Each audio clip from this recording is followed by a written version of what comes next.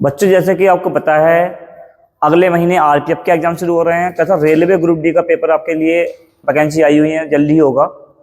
तो हम लोग इस बार रेलवे ग्रुप डी और आरपीएफ पर अपना फोकस कर रहे हैं और रेलवे के प्रीवियस ईयर क्वेश्चन मैं आपको करा रहा हूँ। क्वेश्चन कराने के तरीके बच्चों दो होंगे। पहला तरीका जो बेसिक है थोड़ा सा वो होगा और एक जैसे एग्जाम में अटेम्प्ट करते हैं कुछ ही सेकंडों में वो होगा। आपको समझ में ना आए तो वीडियो को दोबारा देख सकते हैं। अगर आपको कोई परेशानी रहती है तो कमेंट बॉक्स में पूछ सकते हैं। हम बात कर रहे हैं चैप्टर आपके ट्रेन वाले चैप्टर की। दो रेलगाड़ियां एक साथ पहले स्टेशन पी से क्यू और दूसरी जो है क्यू से पी की तरफ क्रमशः 80 और 95 की चाल से चलना शुरू करती हैं। दोनों विपरीत दिशा में हैं। एक चल रही है पी से क्यू और एक चल रही है क्यू से पी और एक की चाल है 80 बटा एक की चाल है 95। यदि वे 12 घंटे बाद मिलती हैं तो उनके द्वारा तय की गई दूरियों का अंतर कितना होगा। अगर आपको पता होना चाहिए कि दूरी का अंतर मतलब जो उनकी चाल का अंतर होता है समय के साथ वही क्या होता है, दूरियों का अंतर होता है।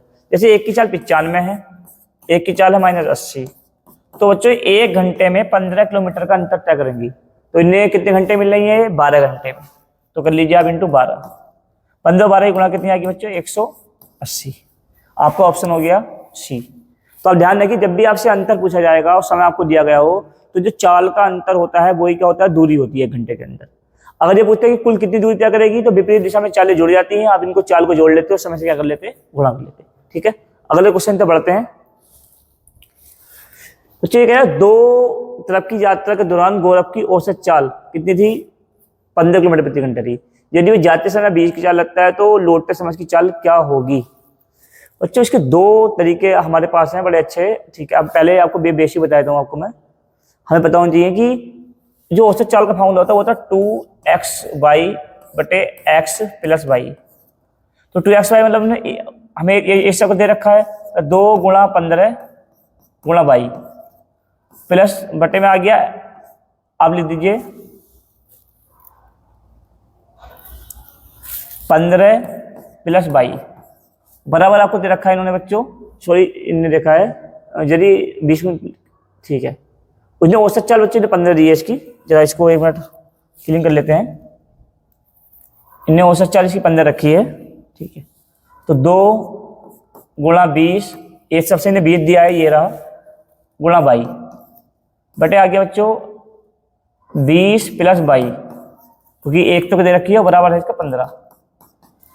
तो आप देखिए 20 दूनी 40 y हो गया, तो ये 40 y बराबर हो गया 15 की। आप इससे गुणा करेंगे तो निकलेगा 15 20 गुणा कितनी आएगी? 300 प्लस 15y। इधर आप माइनस करोगे तो बच्चों क्या आएगा? 25y बराबर 300। जब आप इसे 25 से काटो तो बच्चों कितना आएगा? 12 आएगा। तो आपका आंसर क्या हो गया? ये हो गया। अब मैं आपको एक अगला तरीका बताने जा रहा हूँ, इसे बहुत ध्यान से समझने की कोशिश करना। बच्चों जब औसत चाल हमारी दी रखी हो तो जब एक चाल उसकी ज्यादा होगी तो एक चाल क्या होगी बच्चों? उसकी कम होगी। और कम भी बच्चों आप ध्यान रखना कि ऐसे उसमें होगी कि आपस में कट जाए आराम से, और इनका ऊपर नीचे का अंतर कभी भी समान नहीं होगा, ये भी ध्यान रखना। और ध्यान समझिए ऊपर नीचे अंतर समान नहीं होगा। यदि उनने औसत चाल 15 दी है और ये कितना एक्स्ट्रा हो गया इससे 5, तो बच्चों अगला क्या होगा? वो कम होगा। 15 से कम होना ही होना है आंसर श्योर। तो 15 कम होना तो ये वाला आंसर पॉसिबल है नहीं। और इनका अंतर बच्चों कभी समान नहीं हो सकता। मतलब नीचे ऊपर 5 है तो नीचे भी 5 ही कम नहीं होगा। तो 10 क्या है? 5 कम है, ये खत्म हो सकता है। 11 से इसका गुणनफल नहीं बनेगा, क्योंकि जब आप 15 और 11 गुणा जोड़ोगे तो 26 आएगा और 13 का गुणनफल कुछ है नहीं। तो हमारा आंसर क्या बचता है? 12। ध्यान रखना कि औसत चाल से एक चीज ऊपर होगी और एक चीज क्या होगी? नीचे होगी। तो कई बार हमारा आंसर इससे फंस जाता है, तो आंसर क्या हो जाता है? सीधा 12 हो जाता। आगे बढ़ते हैं अगले क्वेश्चन की तरफ। बच्चों बहुत अच्छा क्वेश्चन है, इसे बहुत ध्यान समझने की कोशिश करना कि इसने कहा है कि 2 ट्रेनें हैं, ए x से चलना शुरू करती है, दूसरी चलना शुरू करती है y से। ऐसे में चाल नहीं दी होती, ओनली समय समय दिया होता है। ये 9 बजे चलती है और पहुंच जाती है दोपहर को 1 बजे, 9 AM और 1 PM। इसे हमेशा बनाने की कोशिश भी करो, आप देखते हैं इसे कैसे करते हैं। फिर बच्चों दूसरी ट्रेन ये कह रहा है उसी मार्ग का अनुसरण करते हैं, 9 बजे चलती है और बच्चों ये पहुंच जाती है 3 बजे। तो अभी इस क्वेश्चन में एक अच्छी बात दे रखी, दोनों का समय बराबर दे रखा है, वरना हमें समय बराबर करना पड़ता है। तो आप देखो ये पहुंच रही है 4 घंटे में और बच्चों दूसरी पहुंच रही है 6 घंटे में। तो बच्चों ये हो गया इनके समय का अनुपात। कितना हो गया बच्चों? इनका समय का अनुपात। तो इनकी चाल का अनुपात क्या होगा? इससे उल्टा, मतलब कि 6-4। दूरी क्या होती है? चाल गुना समय, मतलब 6-4 24 इनकी दूरी हो गई। अब विपरीत दिशा में क्या होती है बच्चों? चाल जुड़ जाती है, मतलब 6-4 10। तो बच्चों कितना हो गया? 2.4। अब देखते हैं 10 दूनी 20, 2 घंटे पूरे पूरे आपके हो चुके हैं। 10 दूनी 20, कितना बचा 4, 4/10 आप गुणा करेंगे 60 से मिनट के लिए, 6 चौक 24, 2 घंटे 24 मिनट। ये है बच्चों 11:24, क्योंकि 9 में आपने 2 जोड़ा 11 बज गए, कितना हो 11:24। तो यहाँ पर जो टाइम होता है, टाइम का उल्टा ही क्या होता है, चाल का अनुपात होता है।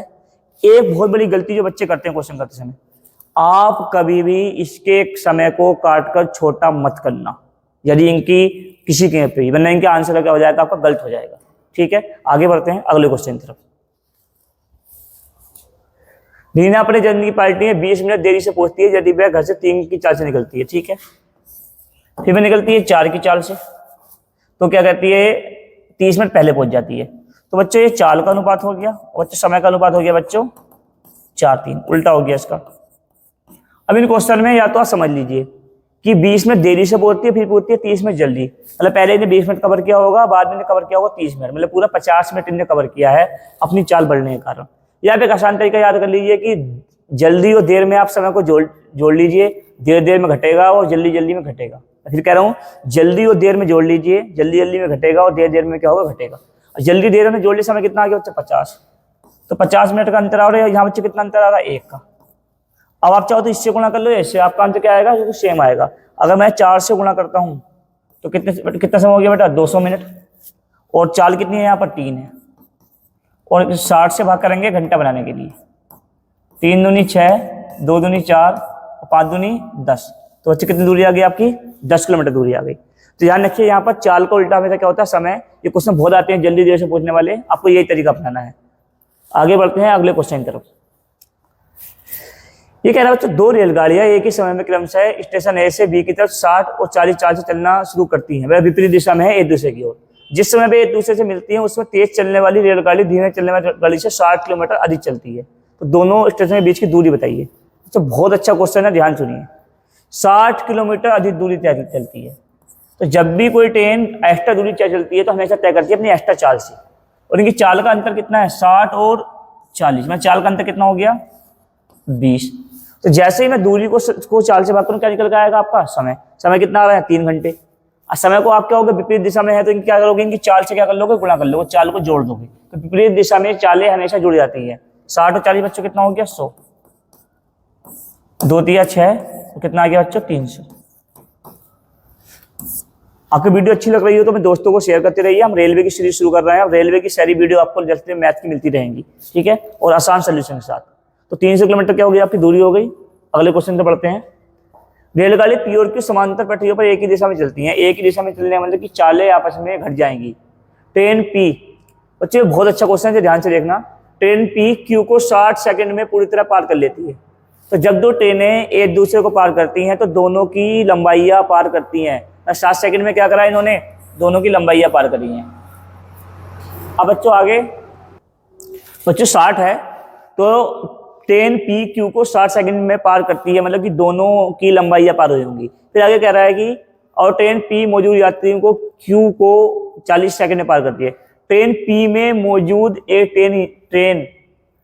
ट्रेन पी में मौजूद एक यात्री ट्रेन क्यू को, तो बच्चों जिस ट्रेन में यात्री बैठा हुआ होता है उसकी लंबाई पार ना होकर दूसरे की पार होती है। तो मतलब 40 सेकंड में पार हो रही है, मतलब किसकी लंबाई पार हो रही है, क्यू की।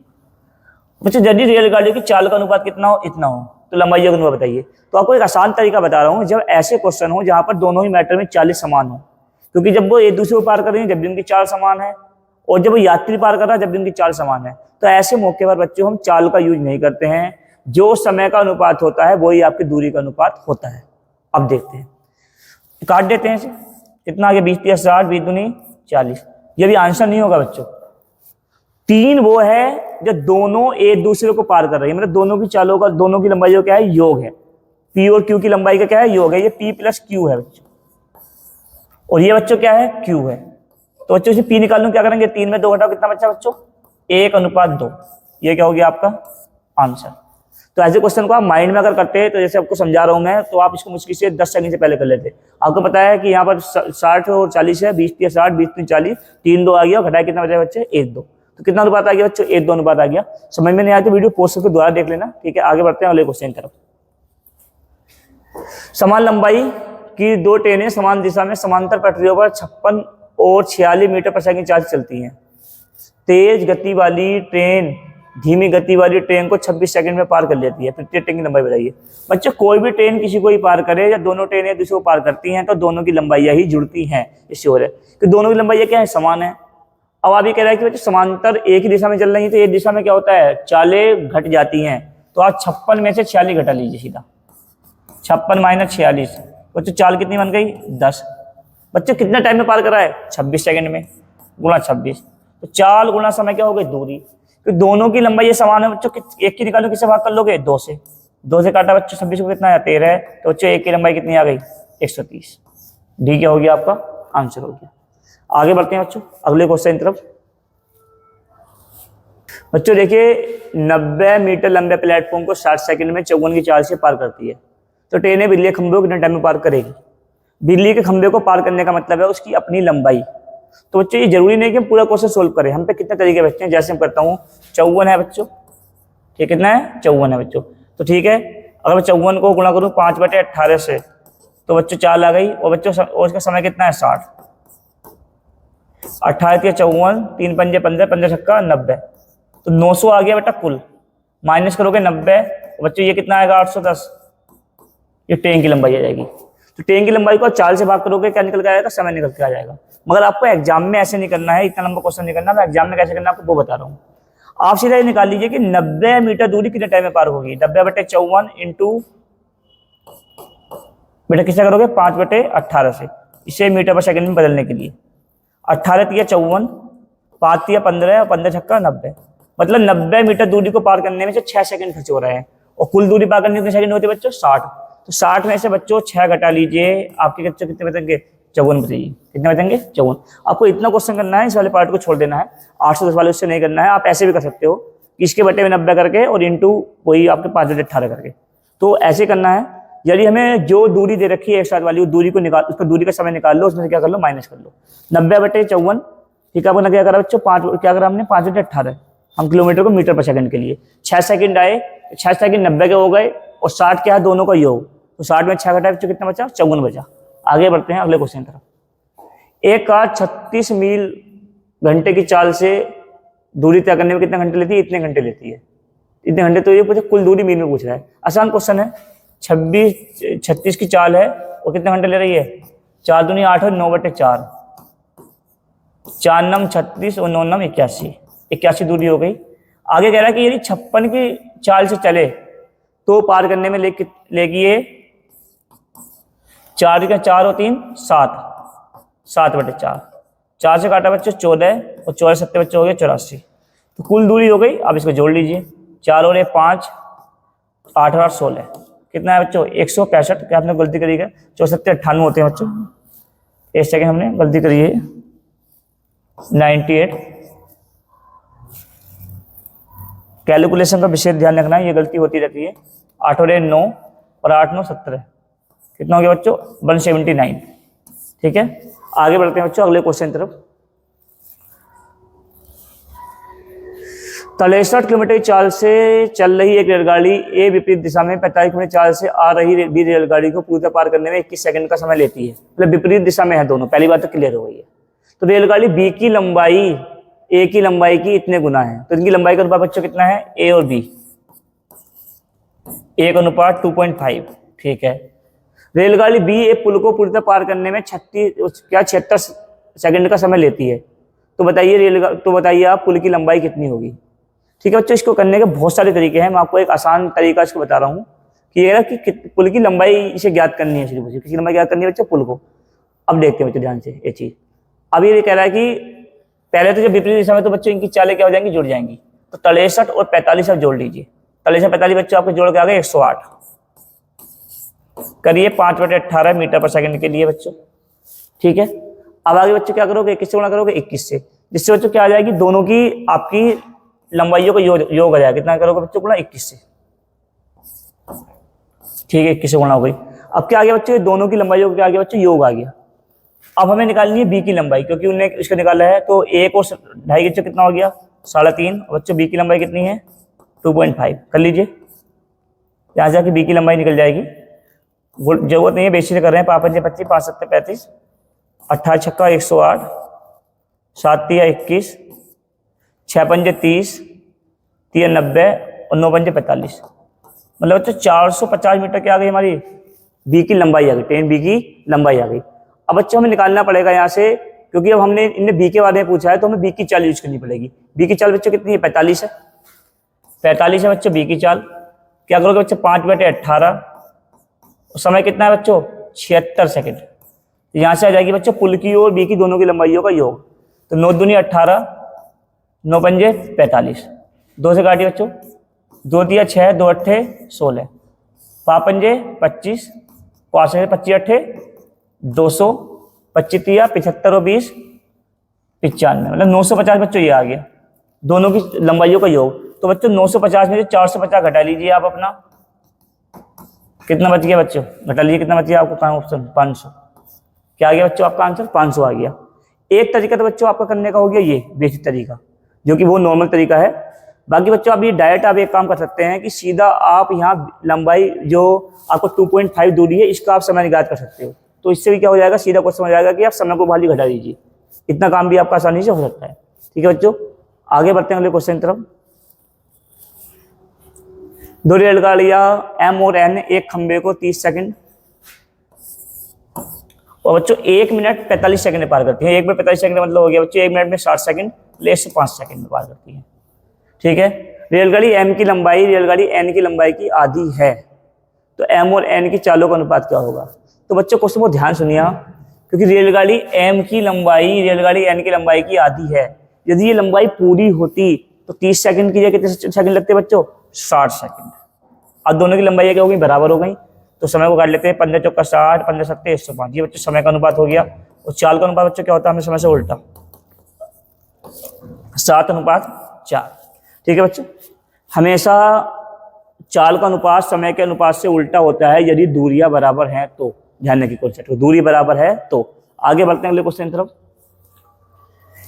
एक रेलगाड़ी 90 मीटर लंबे प्लेटफॉर्म को 60 सेकंड में 54 किलोमीटर की गति से पार करती है। ट्रेन की एक बिंदु खंबे को पार करने में कितना समय लेगी? ठीक है बच्चों, ये क्वेश्चन शायद पहले हो चुका है बैग में। ठीक है, ये गलत आ गया। ठीक है, आगे बढ़ते हैं। ठीक है, ओके, वीडियो को लाइक करिए, शेयर करिए यदि आपको वीडियो अच्छी लगी हो तो।